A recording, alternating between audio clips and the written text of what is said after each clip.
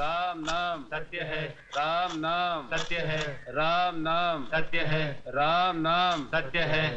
उतारो भाई उतारो, आराम से।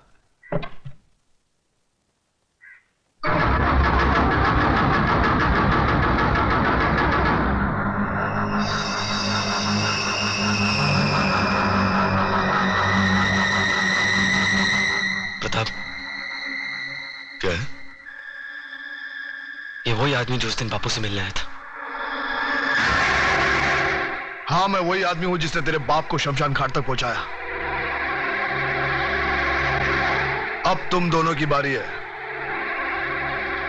क्योंकि चतुर सिंह ने एक कसम खाई है कि तुम दोनों की चिता की राख से वो तिलक लगाकर ही भोजन करेंगे। ये रही तुम्हारी चिता। फिर देर किस बात की है? चलो बड़े बेटे से ही शुरुआत करो।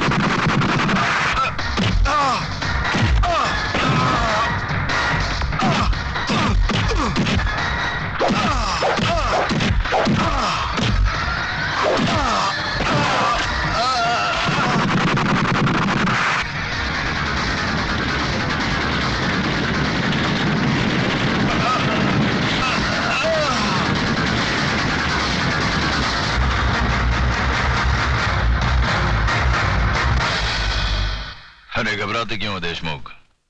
अब तक तो जलकर राख बन चुका होगा। अरे तुम लोगों को अपने दोस्तों पर भरोसा ही नहीं है। बस बस अब ये भाषण बंद करो, हमारे कान के पर्दे फट रहे हैं। बस बंद कर।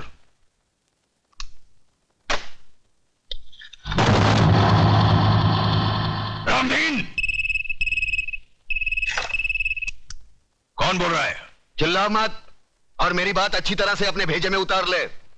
तूने मेरी राख मंगवाई थी टीका लगाने के लिए, मैंने तेरे भड़वों की राख भेजी है, पूरे बदन को लगा ले। ठंडा कर, अपना भेजा ठंडा कर। चतुर सिंह के आदमियों की चिता जलाना तुम जैसे पागलों की बस की बात नहीं है। ठंडा कर। यकीन नहीं आता तो उस राख को मसल कर देख, तेरे पालतू कुत्ते की निशानियां उसमें मौजूद है।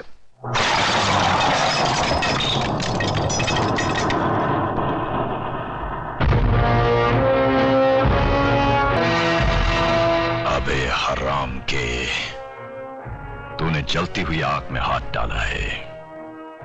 हम तुम्हें ऐसे जलाएंगे कि तेरे चाहने वालों को गंगा में बहाने के लिए तेरी राख भी नसीब नहीं होगी। अरे मुझे जलाने की बात छोड़, मैं तो तुझे ऐसी मौत मारूंगा ना तो तुझे जमीन नसीब होगी ना आसमां। अतुल भाई, अतुल भाई, अतुल भाई गजब हो गया। अतुल भाई गजब हो गया। अतुल भाई बाहर आकर देखो तो सही। क्या हुआ कल्याण जी भाई? अरे क्या हुआ? क्या नोटिस लग गई, 24 घंटे में बस्ती खाली करनी पड़ेगी। बस्ती किसी की बाप की जागीर है कि खाली करनी पड़ेगी? खाली तो करनी पड़ेगी भाईजान, क्योंकि अब इस बस्ती का मालिक चतुर सिंह है। लक्ष्मीदास जी ने बस्ती बेच दी और नोटिस पढ़कर हम लोग आए हैं। अरे बाहर में क्या वो नोटिस और बाहर में क्या चतुर सिंह? मैं भी नोटिस फाड़ के चतुर सिंह की तो। नहीं अतुल, तुम ऐसा नहीं करोगे, इससे हमारा केस बिगड़ जाएगा। उन लोगों ने अगर कानूनी तौर पर बस्ती हटाने की कोशिश की है तो हम भी कानून का सहारा लेंगे। चलो मेरे साथ। कानून हर किसी के लिए बना है, लेकिन अदालत की नजर में जो गैर कानूनी है उसके लिए एक जज की हैसियत से मैं कुछ नहीं कर सकता। यह स्टे ऑर्डर नामुमकिन है। मगर जज साहब, अगर मेरे पिताजी ने चतुर सिंह को जमीन बेची होती तो कम से कम मुझे मालूम तो होता, उसके कागजात होते मेरे पास। जज साहब, जिस तरह आपने 24 घंटे में कानूनी तौर पर हजारों लोगों को बेघर करने का नोटिस जारी कर दिया, उसी तरह उसे रोकने का भी तो कोई कानून होगा। मिस मेघा, सलाह के लिए वकील होते हैं, जज नहीं। जज का काम है सिर्फ फैसला सुनाना। जानती हूँ जज साहब, अच्छी तरह जानती हूँ कि इस बार भी आपने पैसे खाकर बड़े होशियारी से शुक्रवार की शाम को यह फैसला सुना दिया। आज सैटरडे है, कल संडे और परसों नवरात्रि की छुट्टी। लेकिन इतना याद रखना जज साहब, ये जो गरीबों की बद्दुआएं और चीखें हैं ना, ये सह नहीं जाती। और जब ऊपर वाला अपना फैसला सुनाएगा, तुम भी बच नहीं पाओगे। चतुर सिंह, ऊपर वाले के हाथ से तू बचे ना बचे, लेकिन मेरे हाथ से तेरे को कोई नहीं बचा सकता। अगर एक बाप की औलाद है तो एक बार मेरे सामने आकर दिखा। तू भौंकता बहुत है आराम के, और भौंकने वाले कुत्ते हमें पसंद नहीं। अगर अपने बाप की औलाद है तो आ जाना महालक्ष्मी चौक पे। हम हर साल नवरात्रि को मां की पूजा करने वहां जाते हैं। अरे जितनी मन्नतें मांगनी है आखिरी बार मांग ले, ये तेरी जिंदगी की आखिरी पूजा होगी। क्या? चतुर सिंह का खून? ओ खुदाया, ओरी बाबा, दादा का खून हो गया। किसने किया खून? अरे छोड़ो ये सब बातें, मुझे तो चिंता यह है कि शहर का क्या होगा, हम सब का क्या होगा। बहस मत करो कमिश्नर। जो आदमी चतुर सिंह जैसे खतरनाक आदमी की चिता जला सकता है, वो तो हमको कभी भी शमशान घाट पहुंचा सकता है। मगर ऐसा हरगिज नहीं होगा सर। सुनो कमिश्नर, कल टीवी सेंटर में जनता की अदालत प्रोग्राम में हम सब लोगों का इंटरव्यू है। ऐसा बंदोबस्त होना चाहिए वहां पर कि परिंदे भी पर न मार सके, समझे?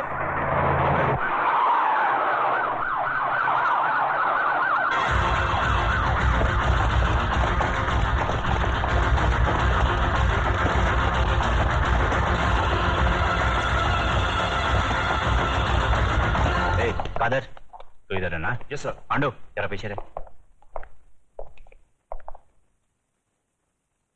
आज जनता की अदालत में जनता के सामने जनता के प्रतिनिधि मंत्री श्री बबन राव देशमुख, विपक्ष के नेता श्री चंद्रसेन आजाद, कानून के रक्षक इंस्पेक्टर सत्यवादी दुबे, न्यायमूर्ति श्री हुक्म अली जाबिर तथा इस शहर के सबसे बड़े बिल्डर मिस्टर योगराज अपराधी के रूप में यहाँ मौजूद हैं। इन सब पर यह आरोप लगाया गया है कि शहर में जो हाल ही में दंगे फसाद हुए हैं, जो हत्याएं हुई थी, वह सब इनकी मिलीभगत थी।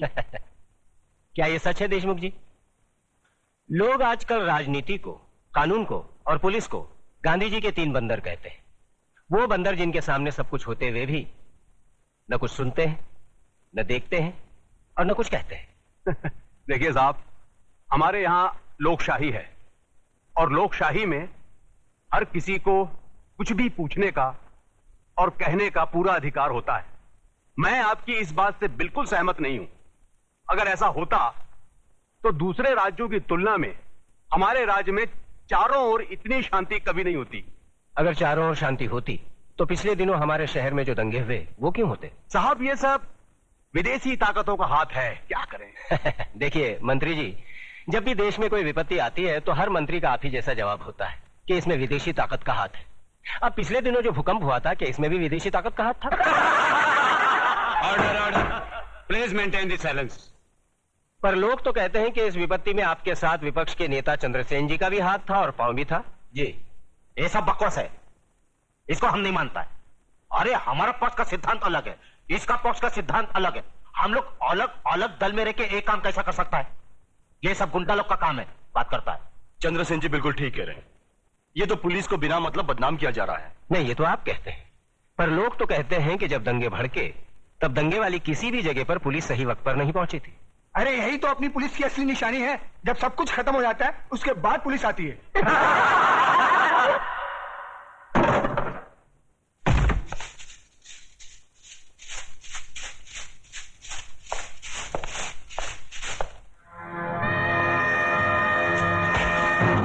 यही तो रोना है कि लोग हमें गलत समझते हैं। हमारी योजनाएं लोगों की समझ में नहीं आती।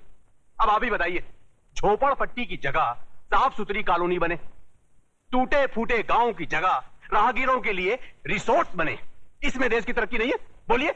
पर लोग तो कहते हैं इसमें आपकी तरक्की ज्यादा होती है। सारा धन आप सब लोग मिलकर बटोर लेते हैं और डकार तक नहीं लेते।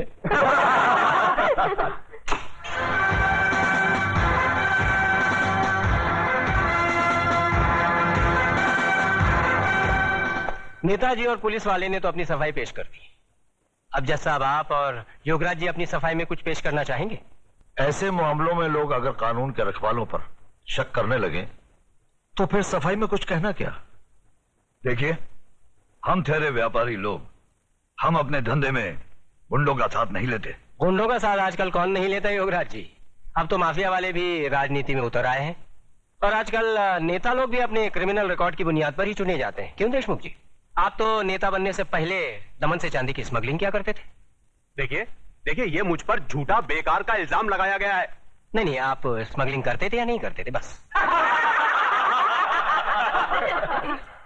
वैसे मैं भी इस बात को नहीं मानता, क्योंकि हर बड़े नेता को बदनाम करने के लिए लोग कुछ भी बोलते हैं। क्यों चंद्रसेन जी? एकदम सच बोलता है। आपके हर सवाल का मैं एक ही जवाब दूंगा कि अगर जनता की नजर में हम गुनहगार हैं तो फिर जनता खामोश क्यों है? बोलिए, क्यों हमें पिछले 15 साल से इस राज्य में चुनाव जिता रही है? जज साहब, हम पर लगाए गए सारे इल्जाम बेबुनियाद हैं। हमारी सफाई में मेरा यही जवाब है। अब फैसला आपके और जनता के हाथ में है। सुनाइए। अरे असली अदालत आज तक हमारे खिलाफ फैसला नहीं सुना सकी, तो ये जनता की अदालत क्या खास सुनाएगी?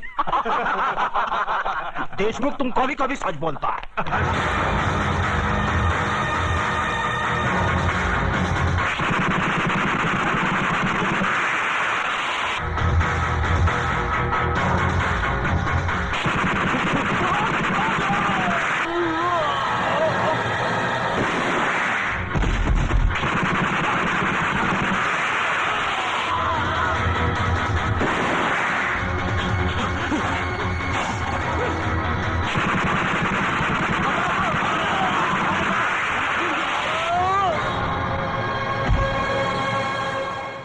तुम्हें अपनी सफाई में कुछ कहना है?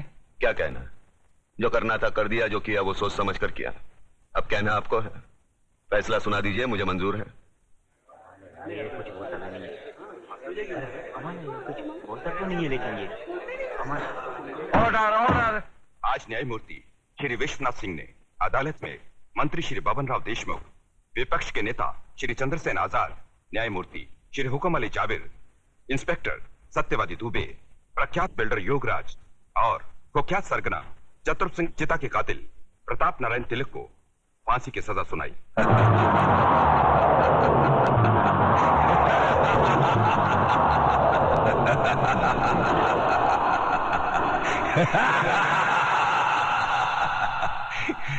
जिंदा आदमी के खून के इल्जाम में फांसी की सजा। देखा पकिया, हमें तो माता के आशीर्वाद और बुलेट प्रूफ जैकेट ने बचा लिया, मगर वो हराम का कानून की मौत नहीं, चतुर सिंह चिता की दी हुई मौत से मरेगा। पता करो कौन से जेल में है।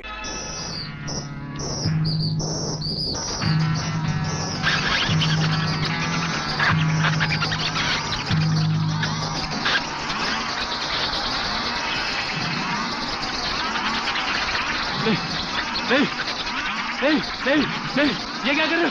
नहीं, नहीं, नहीं, नहीं, नहीं, नहीं, नहीं,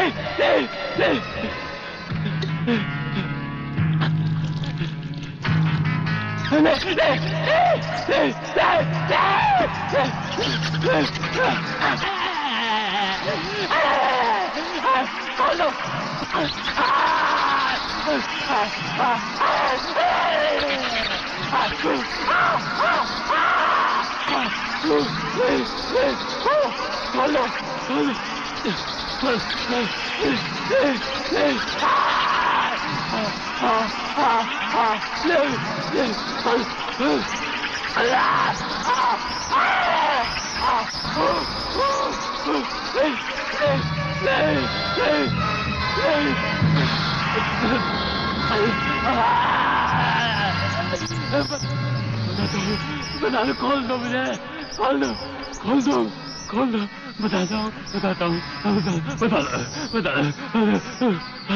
खोल, बता दो।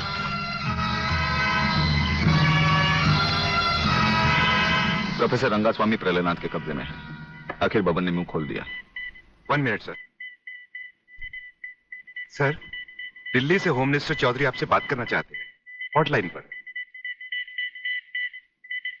बात कीजिए सर। नमस्कार मंत्री साहब। नमस्कार। देखिए, कल एयर फ्रांस की फ्लाइट से प्रोफेसर खुराना फ्रांस से पहुंच रहे हैं। आपने उन्हें देखा भी है और उन्हें अच्छी तरह से जानते भी हैं। दुश्मन की नजर भी उन पर होगी, इसीलिए उन्हें एयरपोर्ट से रिसर्च सेंटर तक पहुंचाने की जिम्मेदारी मैं आपको सौंप रहा हूं। ये एक बहुत ही कॉन्फिडेंशियल मामला है। कॉन्फिडेंशियल मामला तो मैं जान चुका हूं। ब्रिगेडियर, आप देखना प्रोफेसर खुराना कहां पहुंचता है। मगर प्रलयनाथ, ये नामुमकिन है। मंत्री होने के नाते तुम्हारे लिए यह काम बहुत आसान है जीवनलाल। तुम एयरपोर्ट के किसी भी हिस्से से ब्रिगेडियर की आंखों में धूल झोंक कर उसे उठा सकते हो। मगर मैं तो प्रोफेसर को जानता तक नहीं और नहीं उसे देखा है। उसकी फिक्र तुम मत करो, मैंने बॉब को खबर कर दी है। हमारा विदेशी एजेंट फ्रांस से ही प्रोफेसर खुराना का पीछा साए की तरह करेगा और वही तुम्हें एयरपोर्ट पर प्रोफेसर खुराना को तुम्हारे हवाले करेगा। राधा, जब तक मैं तुम्हें दूसरे आदमी तक नहीं पहुंचा देता, यूं ही खामोशी से चलते रहना। एक लफ्ज भी बाहर निकाला तो साइलेंसर लगे रिवॉल्वर से कब गोली निकलकर तुम्हारे अंदर दाखिल हो जाएगी किसी को पता भी नहीं चलेगा।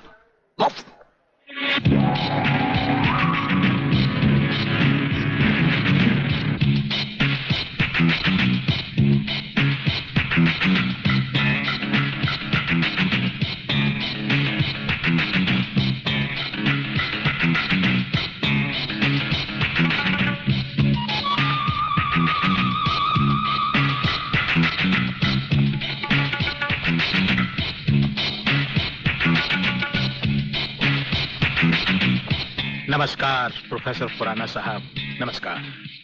मेरा नाम जीवनलाल टंडेल है। मैं इस राज्य का मंत्री हूं। आपका स्वागत करने आया हूं।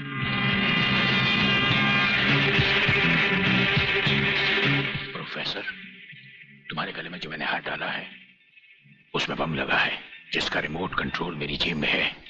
जरा भी होशियारी दिखाई तो तुम्हारे चीथड़े उड़ जाएंगे, समझे? खामोशी से मेरे साथ चलो। चलो आइए।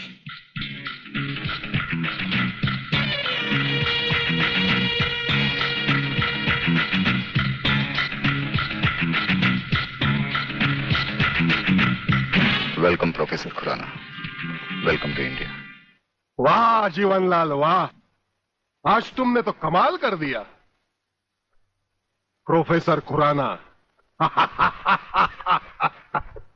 वो ब्रिगेडियर तो बेचारा एयरपोर्ट पर हाथ मलता ही रह गया और प्रोफेसर हमारे जाल में कबूतर की तरह फंस गया। ब्रिगेडियर शायद ये नहीं जानता कि प्रलयनाथ ऐसा शिकारी है जिसके हाथ से कभी कोई शिकार नहीं बचता।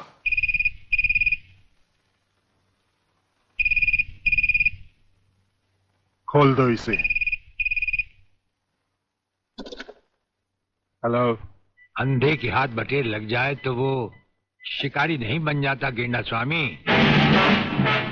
जिसे तुम प्रोफेसर खुराना समझे बैठे हो वो दरअसल तुम्हारा अपना ही एजेंट है, जो फ्रांस से प्रोफेसर खुराना का साई की तरह पीछा करता आ रहा है, समझे? प्रोफेसर तो वहां पहुंच चुके जहां उन्हें जाना था। मुझे माफ कर देना प्रलयनाथ जी, मैं प्रोफेसर खुराना नहीं, आप ही का एजेंट हूं। मगर हवाई जहाज में ही ब्रिगेडियर के कमांडो ने मुझे मजबूर कर दिया। प्रोफेसर ने गन पॉइंट पर मुझे जीवनलाल तक पहुंचाया। मैंने वहां भी कहना चाहा, लेकिन इन्होंने बम वाला हार मेरे गले में डाल दिया। मैं कुछ कहता तो वहीं जान से मारा जाता।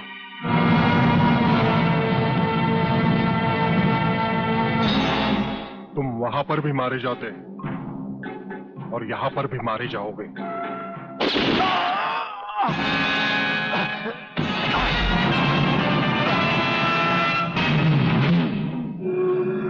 मैंने विदेशी एजेंट को तो सजा दे दी है ब्रिगेडियर, मगर प्रलयनाथ से ये दुश्मनी तुम्हें बहुत भारी पड़ेगी। जो भारी ना हो वो दुश्मनी ही क्या प्रलयनाथ। तो एक बात मेरी भी अपने कान में अच्छी तरह उतार लो ब्रिगेडियर। प्रोफेसर खुराना को अब चाहे दुनिया के किसी भी कोने में छुपा लो, मैं उसे हासिल करके ही रहूंगा। शेख चिल्ली की तरह दिन को सपने देखने छोड़ दो गेंडा स्वामी।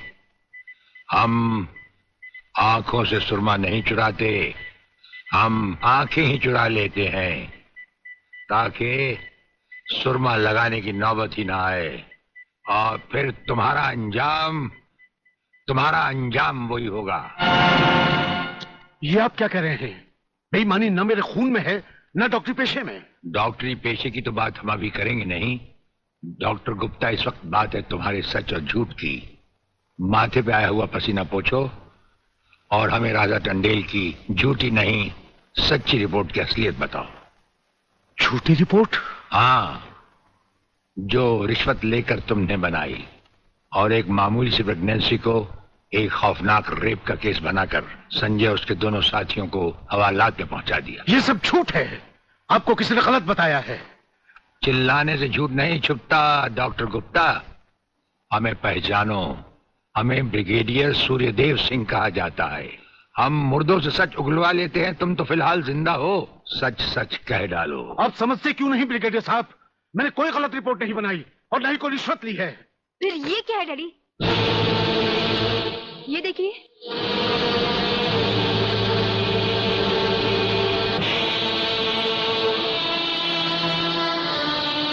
ये रुपए आपके कबड़ में थे डैडी। मैं समझी थी कि किसी को जीवन दान देने के लिए आप इसमें दवाइयां लाए हैं, पर ब्रिगेडियर साहब की बात सुनकर जब मैंने इसको खोलकर देखा तो पता लगा कि मेरे पिता मेरे लिए शादी का जोड़ा नहीं, कफन खरीदने के लिए रिश्वत का पैसा लाए हैं। संध्या। हाँ डैडी, जिस संजय चौहान को आपने सलाखों के पीछे पहुंचाया, मैं उसी से प्यार करती हूँ। अगर संजय को कुछ हो गया तो मैं जिंदा नहीं रहूंगी, मैं मर जाऊंगी। देखा डॉक्टर, हराम के पैसे का रंग। जिस पैसे से तुम अपनी बेटी की शादी बड़ी धूमधाम से करना चाहते थे, वही पैसा अब उसी बेटी का सुहाग छीन सकता है। अब भी वक्त है डॉक्टर, सब कुछ सच सच कह दो।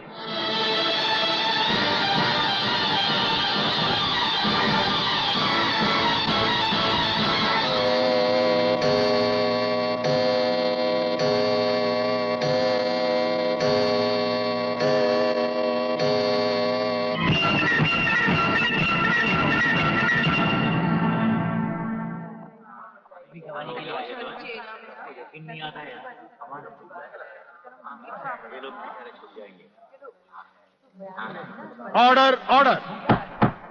अब डॉक्टर गुप्ता बयान देंगे जिससे सारी अदालत के सामने जाहिर होगा कि असलियत क्या है। जज साहब, मिस राधा टंडेल के बलात्कार की झूठी रिपोर्ट मैंने ही तैयार की थी। सच्चाई यह है वो पेट से थी और उनका अबॉर्शन मैंने ही किया था। जज साहब, मैंने अपना जमीन बेच दिया था। मैं अदालत के सामने कबूल करता हूं कि मैं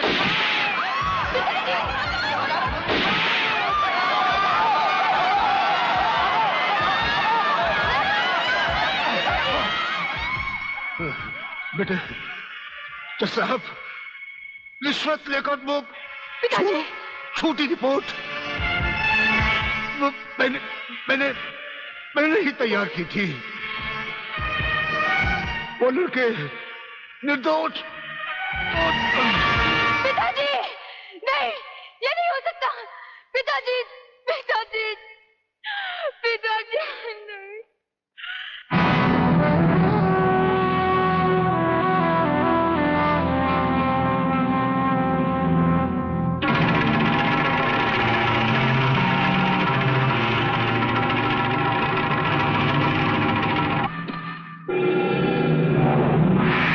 राजन मेरे चश्मदीद गवाह और उसके दोस्तों की आज कोर्ट से रिहाई हो चुकी। मैं चाहता हूं उन तीनों की इस दुनिया से भी रिहाई कर दो। कल ही रक्षाबंधन के दिन।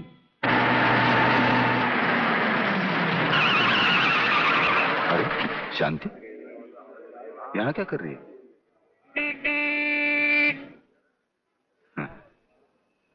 राखी? हाँ, आज नारली पूर्णिमा है ना। अरे ये राखी लेके मेरी तरफ क्यों आ रही है? हाँ? कहीं बाजार में ये राखी किसके लिए? तुम्हारे लिए और किसके लिए? शादी करने की तो हिम्मत तुम्हें है नहीं। इससे अच्छा है कोई दूसरा हिम्मत वाला मर्द ढूंढ लूं और तुम्हें भाई बना लूं। लाओ इधर हाथ। ये नहीं, नहीं, ये नहीं, नहीं, नहीं, मैं तुम्हें भाई बना के नहीं, नहीं, और मुझे राखी बांधने दो। नहीं, ये नहीं, नहीं, नहीं बोला ना। नहीं, मेरे को राखी बांधते क्या करते तू? नहीं, मैं पुलिस वाला हूं, वैसे भी तेरी रक्षा करूंगा। नहीं, अब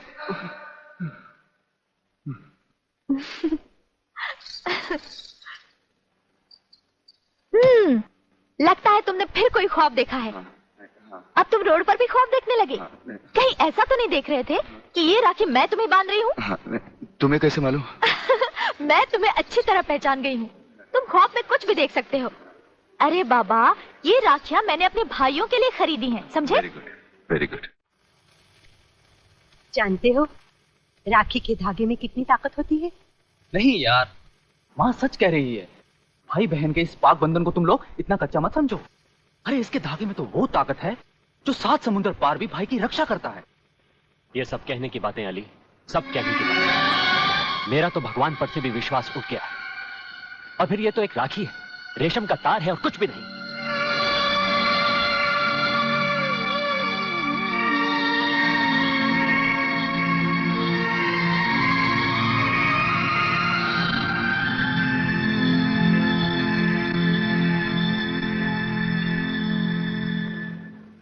देखा,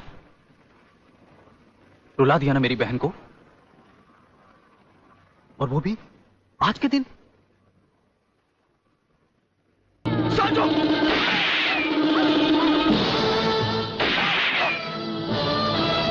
अली!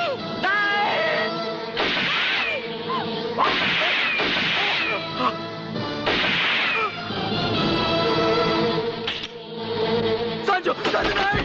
साजो नहीं! साजो! अली बेटे, अली बेटे, अली, अली जल्दी करो, इसे अस्पताल ले चलते हैं। नहीं शांति नहीं, लगता आज मेरे जाने का वक्त आ गया। नहीं यार, ऐसा नहीं हो सकता। हाँ यार, बहन अपने इस भाई को राखी नहीं बांधूगी।